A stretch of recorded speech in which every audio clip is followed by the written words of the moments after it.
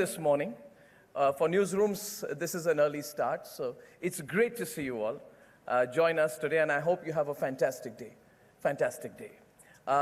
Want to also just start by saying, Rini, much in line with what you said, I remember 13 years back, the challenges that we have come through. 13 years back, I spent about 72 hours plus in a studio in Mumbai, and what we went through those 3 days, none of us can ever forget. From the first shot that was fired in a hotel, to the end of that macabre episode. But what the story is eventually in the postscript. For me, the postscript of 26/11 was resilience, courage, fortitude, sacrifice, but also a shift in stand. And in 13 years, we have truly transformed. We have decoupled ourselves completely from a hyphenated relationship with a country that only chose to attack us.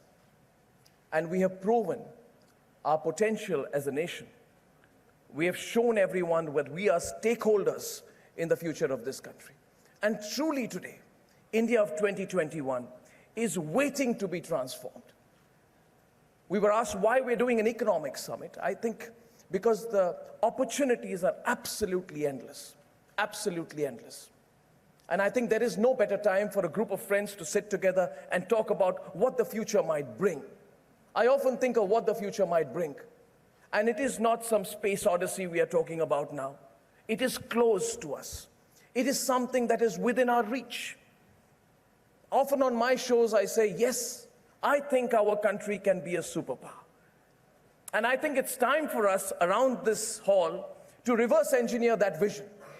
Can we come together to make our country a superpower? I think we can. And I think this is the moment. But before I get on that route, I want to tell you something about Republic. Ladies and gentlemen, 2021 has been a year of absolute transformation at the Republic Media Network. We had COVID, we had innumerable challenges thrown at us. I do not need to remind this audience of the challenges that were thrown at us, and I don't want to go back into that. I want to look at the future.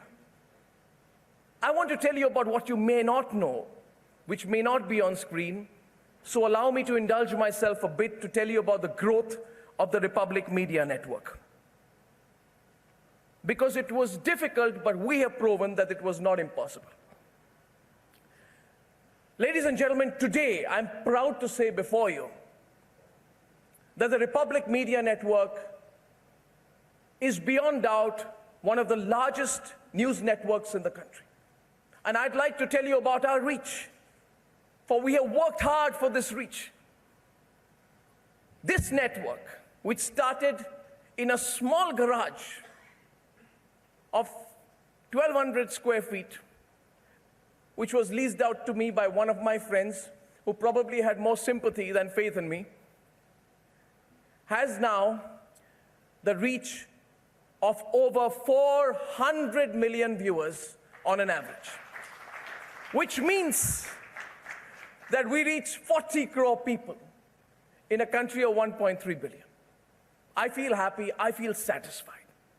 COVID was difficult for us. The media is at the bears the brunt the first, I can tell you, when the economy goes down.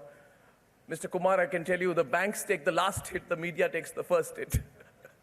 But having said that, I'm proud to say here that we actually expanded. We went into Bengal, a wonderful state with a wonderful people, a state I'm emotionally connected to where I started my career. And in Bengal, with the leading channel Republic Bangla, we've added 10 crore plus viewers into the Republic family. On digital, it's been transformative growth. In 2020, ladies and gentlemen, and I hope you don't think this sounds like an AGM report to you, but I'll complete my part soon. We have had 600% user growth on Republic Digital, and we are now building a massive digital setup which will make us into a digital-led television powerhouse. But most importantly, what is a network without its people? We added more than 35% to our workforce this year. We felt this is the time to invest in people, invest in our belief, invest in the future. We added 35% of our workforce, making the Republic Media Network one of the largest employers in the news media universe in this country today. And I want to thank you for everyone watching this, our viewers. I thank you for sharing our dream, which has made all of this absolutely possible. So big thank you to you, and big round of applause to my team. Thank you to everyone in the Republic family. Now, about the economy, let me tell you, I've been personally very positive about the economy. But this optimism of mine is not whimsical. I believe that crucial changes have been made and are underway to lay the foundation for India as a global economic leader. Reforms like demonetization, uniform taxation systems like GST, regulatory reforms like the Insolvency and Bankruptcy Code that change corporate lending, that build a sense of faith, and infrastructure push that we've seen in the last 7 years have infused new confidence that this country can forge ahead with confidence and sustain it, and sustain its own ambition. Post-GST, we have ensured a better tax-paying discipline is there. We are moving ahead towards a more compliant and digitized and disciplined economy. And ladies and gentlemen, I think the title of the summit, All Geared Up, I just want to explain why we made it all geared up. One, we are today, in my view, all geared up to catalyze the economy with infrastructure. We've had a laser-sharp focus on infrastructure. We are on the right track. The 20,000 crore allocation to set up and capitalize a development financial institution aimed to catalyze infrastructure building, 217 projects worth billions, all completed by 2020, year of COVID. I think now is the time to keep the momentum, so we'll be talking to Mr. Gadkari when he comes in about infrastructure later today. So my first faith is infrastructure. My biggest belief, something I'm personally very, very involved in now. I spend a large amount of my time talking to tech entrepreneurs, trying to understand the digital business, not just for what Republic will do, but on Saturday I was in Bengaluru. I had many sessions with the digital entrepreneurs of this country, and I think that is the catalyst. So my second point today is that I think we are all geared up because to digitize our future. We have the highest number of real-time online transactions. We have great entrepreneurs. We have our cloud facilities in this country, and Mr. Rajagopal and I were talking about it in Bengaluru 3 days back. And it's incredible. Indian companies giving competition to Microsoft Azure. And the whole base of CoWIN, the number of transactions, we talk about the transactions growing, but sustaining it is homegrown technology. So I think that if we have a consumer digital economy that is pegged to touch 800 billion by 2030, the question we should ask ourselves today, why should it be 800 billion? Why? Why should it not be 2 or 3 trillion? Why not? Are we thinking traditional? Should we be the back end or the front end? Are we innovating enough? Are we the thought leaders? Why should we be the marketplace? A serious question today we should ask. And I have a fantastic digital panel. We'll have mine, we'll have Google, we're going to have Facebook on our panels today. And I think the question that I'd like to ask Google and Facebook and my friend from NextGen, Rajagopalan, and everyone else is, can we be the leader and not the marketplace? We have the people, but for God's sake, are we going to be the marketplace, or are we going to have the companies that determine the thought economy of the future? So second point, I think we are really set for digital transformation, and we must have a different conversation about it today. And the third point is, I think, and that's, Sanjeev, really, something that I'm sure you're thinking about, how do we fast-track our entrepreneurial future? We are a world of possibilities. I always say, Everything is greenfield in this country. Depends on the way that you look at it. You have traditional and new, innovative, all happening, and we have seen that during the pandemic, young entrepreneurs, who may not have understood the potential they had, look at the way they've transformed 2020. They've yielded phenomenal results. We talk about stock market valuations. I say, what's the valuation behind passion? What people are investing in is passion. And we have seen in these unicorns, people say 30 to 35 unicorns. I believe we can have 1,000 unicorns in this country. But are we building intrinsic value? For me, it's not just about valuation. It's about the intrinsic value of the companies, intrinsic value of the entrepreneurs, intrinsic value of the entrepreneurial spirit, intrinsic value of thought leadership combined with all. Let us come together, turn the economy and the demography to our favor. The next decade, I think, is perhaps the most important in India's economic history. We are all poised and have come together at this session at a time when we must be aware that this decade, 2021 to 2031, is the decade when we can give back to this country. And we are, many of us, in positions today to come together and give back. And whatever we may have achieved for ourselves must now be a massive giving back to our country, where we remember we keep talking about the 36% of our country being 20% and younger. Let's say 2031, when they will be 30 and over, when they'll be leaders, what country will they inherit and take over? Let's prepare for them to take over.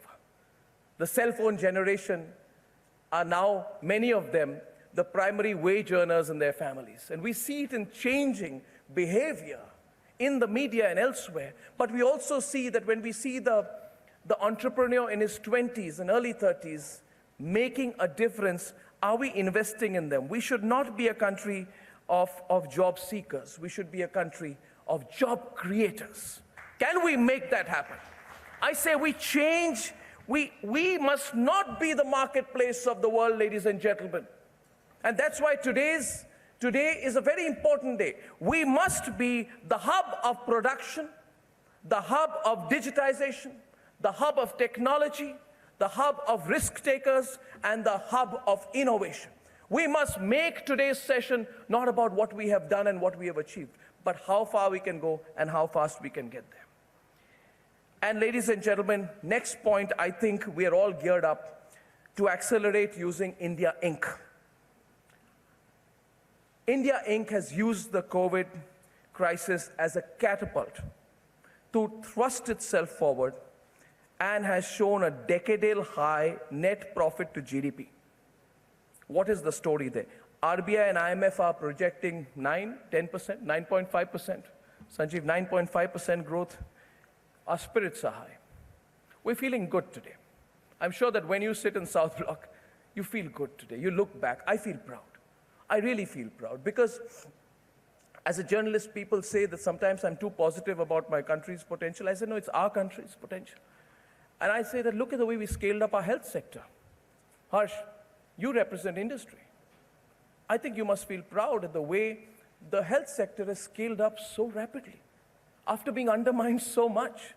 Did we encourage them? No. Did they find the means? They did. Have we become net exporters? We have. And look at what we are doing in manufacturing. We have, scalability is actually the story I want to talk about. And I think that today's session must be about scalability. Look at how we manufactured PPEs, 3 lakh per day in just 3 months. Incredible. Look around us today now also at the global climate. I think when we have our first session on the economy, Abhishek, we should look at the situation around us as well. China. Okay, I'll not be very politically correct here. China is cracking down on successful conglomerates and corporations of its own country. This crackdown, in my view, has set the industry in China back by decades. Innovation in the digital sphere in a closed digital economy like China is limited. It's not like us. We have technology, democracy, youth, language, diversity. institutional framework, we are set. We're a contrast to China. They may have had the early mover advantage, and they may be able to push through, but Mr. Jain, we're really looking forward to a first session because the US is in the middle of what is being touted as a Cold War with China and has fallen from its status as a preferred manufacturing hub. We're taking that spot. People like you are leading that charge. How far can we go? And I also look at the geopolitical climate. I'm tremendously interested in geostrategy. And when we were 20 years back, when we started out as journalists, the first thing you talk about the Indian economy would be the risk factor, geopolitical instability, constant conversation. Is India safe? Afghanistan, Pakistan, China. Today, we don't say that. In fact, I think the fall of Kabul and the fact that it did not have any impact and the manner in which we've carried out our diplomacy tells us that today we are in a great place. We have the institutional framework and overall geopolitical, geostrategic stability in the region. And those are the ingredients to take the economy forward. Challenges remain. I don't want to go into it. But I hope I've set some tone, Rini, to what would be the conversations going forward. Once again, I want to thank you. And I now want to end by telling you what we're doing once again. We believe in the digital dream. And I'm happy to say today that we have embarked on a process of building India's most expansive digital media news operations. I declared the vision of Republic 2 years back. We said we will grow into languages and go into digital. And we're actualizing on the digital front, on the video space. We have hired 200 journalists recently, producers and professionals, software engineers, developers, and in-house tech team, and looking at in-house technology to build that digital dream. And for us, the Republic Media Network is a passion project. So welcome to the passion project on this Friday evening. I hope you have a great day. I hope you have really hot sessions out there on stage. I hope you disagree with each other, and out of that comes up a cohesive vision for the country's future. So thank you very much. Big round of applause to the country and to all of us. Thank you very much. Thank you. Rini.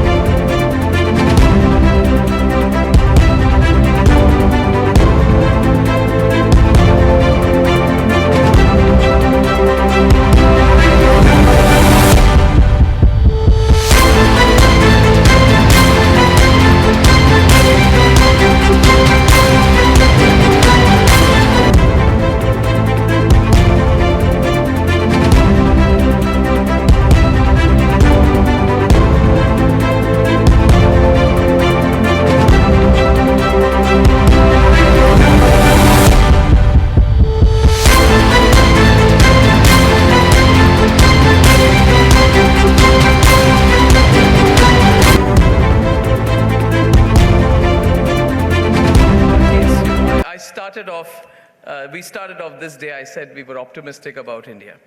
And now, okay, Rini, as we wrap up this summit, having spoken to all the experts and the movers and shakers, the ministers, having witnessed some spectacular conversations, I personally am even more convinced now that we are headed for greatness as a nation. And I keep saying it, I truly believe that if you reinforce an idea, it happens. And the idea I have reinforced, and I keep making references to this, is that we will be a superpower. If there's something that I want to see in our lifetime, it is to have our best living years as a citizen of a superpower. And I know that we are getting there. And I see the passion on the stage. We've seen the cynicism. And I always believe there's a world out there beyond the cynicism. And I think for me personally, I'll tell you, I take away a belief that I, as a citizen, you, all of us need to contribute something to feeling later that we did our bit to making India a superpower. I think that we've got to put that inside our heart. So takeaway number one. So it was takeaways. Union Minister Nitin Gadkari. Big takeaway from there is that we need to change our car. Green mobility is the key. I mean, the way he was pushing it, it was incredible. And there was a belief when he spoke about green hydrogen, when he spoke about EVs, there was a belief. So big takeaway is the future is closer than I think, or we thought. Smriti Irani's session, everybody is talking to me about it. The big takeaway from that was, breaking barriers. Forget the gender barrier, breakthrough. That really struck a chord with everyone. Rajiv Chandrasekhar, bullish about digital Atmanirbhar Bharat. And when a domain expert like him gets into government, he knows what he's talking about. And that makes a huge difference. Gives us confidence in government. In fact, I was just telling Mr. Piyush Goyal and others this time that domain experts are brought into government. Into government or to serve the country. And when people ask me, will they? I say, of course they will. It will be national service. We don't have conscription into the army formally. If there would be, I would have by now. But national service, that's so important. Hardeep Singh Puri, he's guaranteeing deliverables on urban development. And I feel confident that our housing targets will be met. So I see his experience come through. Piyush Goyal breaking records, record trajectory. He said that we don't need a FTA with America to achieve our targets. But he also said that America did not question Atmanirbhar as a trade barrier. Big takeaway somewhere, what he's not saying is that we've negotiated successfully with America. Correct. He's in the government, he won't say that. That's my takeaway from it. The confidence with which he said, we did not compromise with China. And we are better off for it from a stage like this. When a minister says that, reflects the confidence of the country. No subtleties, we do straight talk. Dr. Ella was completely inspiring. I mean, I'm going to take the Covaxin jab when I take my booster. I can tell you by choice. The first one may not have been by choice. This time it will be by choice. Professor Rubini, when someone who's predicted a crisis, and I said he wears a crown of thorns, being a Nostradamus of financial crisis, when he says good things about India, and when he says 7 good things and 3 challenges, the way it is weighed. And if you see the subtext of what Professor Rubini said, the future is truly bright. An economist of his stature, very often, it's like the best of lawyers. They'll never tell you the good story first. But I think this was a very, very positive note. So I think we are all geared up. And, okay, so the last thing I would say, I keep saying it, 2022 to the Republic team, this network is proof that everything in India is greenfield. This network has grown through the most incredible challenges. Incredible challenges. So we are steel right now, and we'll last longer than the 94 years that steel does. But the biggest point takeaway for me is, I say to my Republic team, to you and to the Republic family and anyone watching tonight, I ask them a question. Is it time for the Republic Network to do a spectacular intervention in global digital news media or not? It's my passion project. So that is our consecration to making India a superpower. Let's do that so our soft power, our material power, IT power all works in tandem, and we achieve where we have to. So thank you very much. I'm all geared up. I hope you are. Thank you. Thank you. The Republic Media Network had a similar trajectory to what the Indian economy was going through. It was a very difficult period, yes, and yet there was something that was sustaining you, that was pushing you forward. Yeah. Is there something that you want to share with all of us here? What made you tick? What made you say, I'm going to get up there and change the scenario? Shall I tell you 2 moments? I've never spoken about my time. But Rini, I was put in prison in the most unfortunate of circumstances for cases that the Supreme Court said were prima facie false. Even in the prison, there's one TV set in the corner. in every morning, the one thing that brought the entire cell together, they would all be sitting and watching Republic Bharat. So I didn't need my news updates.